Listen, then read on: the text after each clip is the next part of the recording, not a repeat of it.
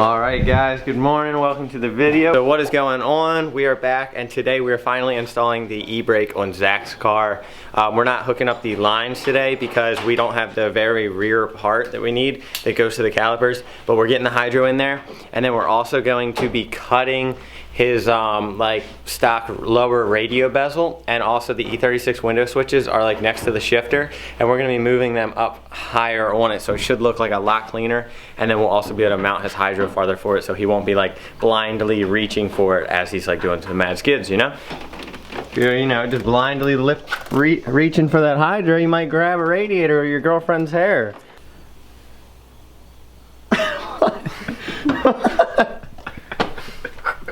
Where's my hydro? Oh, here it is. What are you doing? I don't know. Alright, so what are we taking out right now? You should probably remove your steering wheel. It'd probably be a lot easier. Oh, yeah? Yeah. Oh, man, it gave me so much more room. Sick. Alright, so right now he's just trying to remove that piece down there. And then after that, we're going to move the window switches that you guys can't see because Zach's weenus is in the way. Zach, your weenus is taking up the whole lens. Dude, what can I say? Ignore this setup right now. That was the thumbnail that you guys saw and the reason you clicked on this video.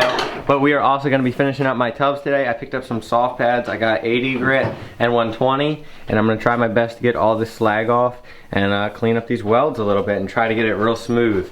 And so when we paint it, it's just like perfection. Alright, so for Zach's like stock radio bezel, whatever you want to call it, these are the switches for the windows. We're basically cutting this off right here, like right on this edge, so it's perfectly aligned with this all the way off. This will be gone, and we want to mock up this switch on here, not as hazardous. He's not going to have that. We're going to do this, and these switches here, and it should look really clean because then his hydro is going to be right here, and he'll still have the factory window switches. I think it's going to turn out awesome. There we go.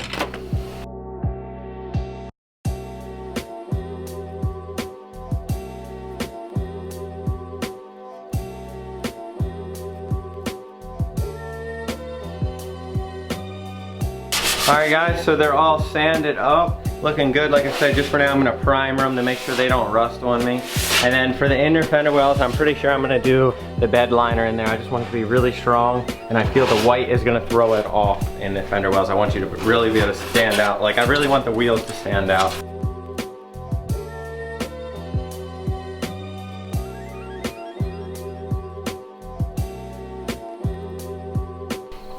Alright, so now we're taping off all the holes on the shock towers because we're about to lay a bed liner down in the fender well, so we don't want any of that getting in the engine bay because it's a pain to sand off.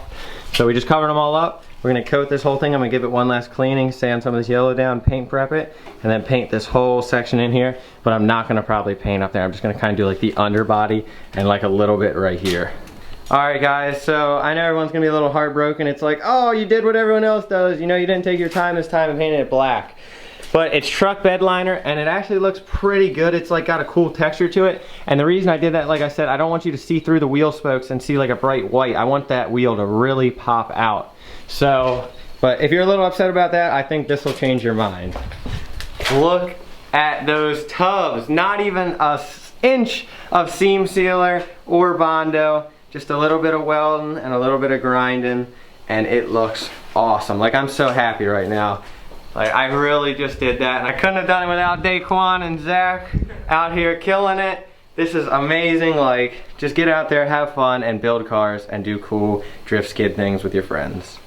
Alright, so we got to go up to the store real quick. We are going to get another can of primer to have it in the garage. We also need to get another can of truck bed liner so I can finish the fender wells. And I don't think you're supposed to clear coat over that. I don't think that would make sense.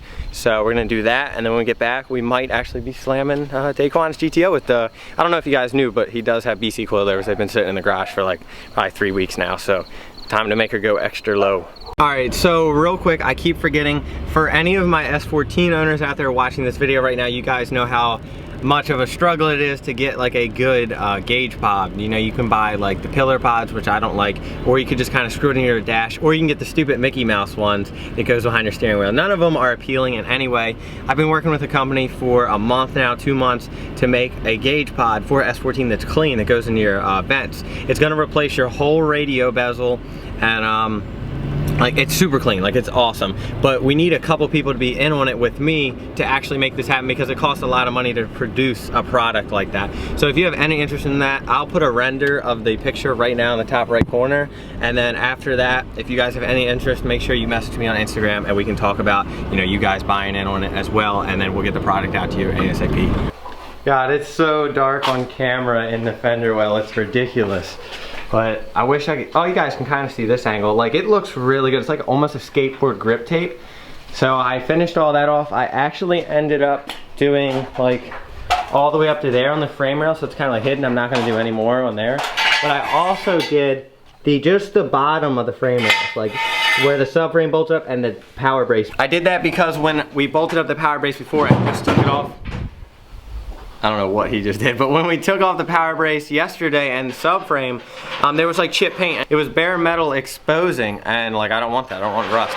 So the bed liner is gonna be super strong, and you won't even be able to tell, because you look at it from right here, you don't even see any of it. So we're gonna do that on there, another coat.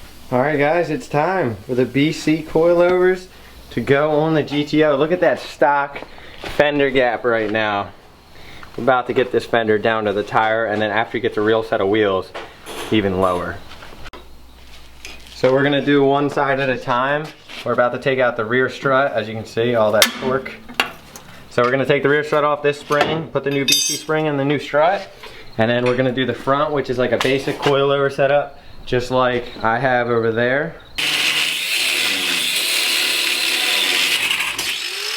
Oh yeah, that worked good. Got the brand new BC. Oh, maybe you do have to take it out.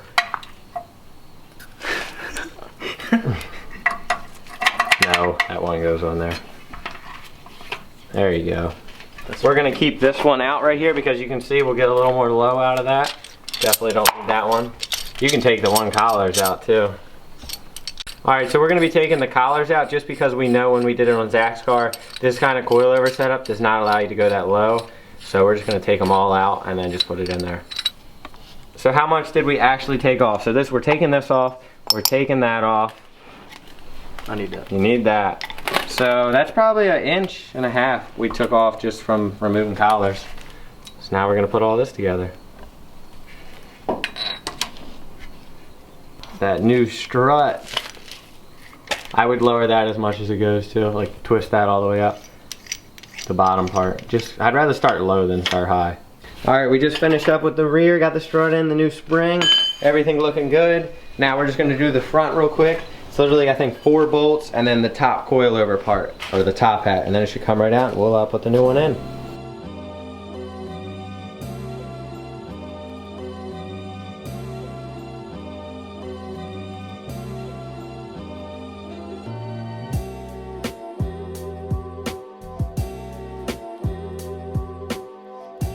Alright guys, the coilovers are completely in. Look at that gold up in there. Rocking the BCs. Rocking the BCs. Rocking the Megans. Zach, you need to upgrade to some BCs. About to see how low this thing is. Let's see where she's sitting right now, because it's gonna go like another inch probably when it compresses. Oh! Hey, the fender gap is non-existent. And then with some Hot Boy wheels, these are 17s too, you upgrade to 18s. Damn! I want to go lower. Lower? We'll see once it's on there. They're off. They're off. Oh my gosh, here we go guys. About to see the GTO. Let's see if she... Alright, so we just got it on the ground, and as you can see, we definitely want it a little bit lower, but he's going to be running 18s and those are 17s and with rubber band tires, so we'll get it probably 1 inch lower, and he'll have plenty of clearance for like angle and stuff. But you can see in the back there, tucking, so definitely gonna look super sick once we get some Hot Boy wheels on here. Alright guys, so I don't know what you just got done watching, but it's been like an hour since we really worked on cars. I had to go inside and upload yesterday's video. We went and got some food and did some other things, so now we're back at the garage, and this lighting is like perfect right now. Like, this is so bright. But anyways, we're gonna finish Daquan's coilover setup. We're gonna do the other side, get that done, and hopefully get this thing real low on the ground. Also, we figured out how to lower the front even more. It's actually adjustable where we thought it wasn't. So it's gonna be super sick and super low. Alright, so I just tested my wheel clearance with the tubs with the XXR, and it does not even get close to the tubs at all like I was expecting up here. The tire actually is hitting this right here, this frame rail, so I'm gonna definitely need to like cut that right there and definitely do some welding and get rid of that completely. Alright, so as you guys can see, there we go. I cut the frame rail, and instead of actually welding it, I basically cut it and then I bent it all the way back up because it's just a pinch weld together to spot weld it. If anything, it might be a little teeny bit weaker, but it's not going to do any harm, especially with all this extra tube or tubbing I did. So yeah, it's super sick. Gives me about another inch of clearance of lock because that is pretty wide back there. So I should definitely have no problems and definitely not pop any tires now. Alright, so that's going to be it for today's video. Hope you guys enjoyed. We will be back again tomorrow. We're going to be working on the GTO. We're actually going to be doing hood pins on his trunk. So that's going to be really different and cool. The reason we're doing that is because it's an electronic solenoid on a stock GTO. So that does not work because we do not have a body control module, and it's a race car, drift car, whatever. So we don't need that. Zach actually has hood pins the same style as well we need to do on his hood. So maybe we'll bang both of those out tomorrow. And also, we need to get the engine back in the Kooky. So that's it guys, we'll catch you next time. Hope you enjoyed another video with the garage sideways. Peace. That's a wrap.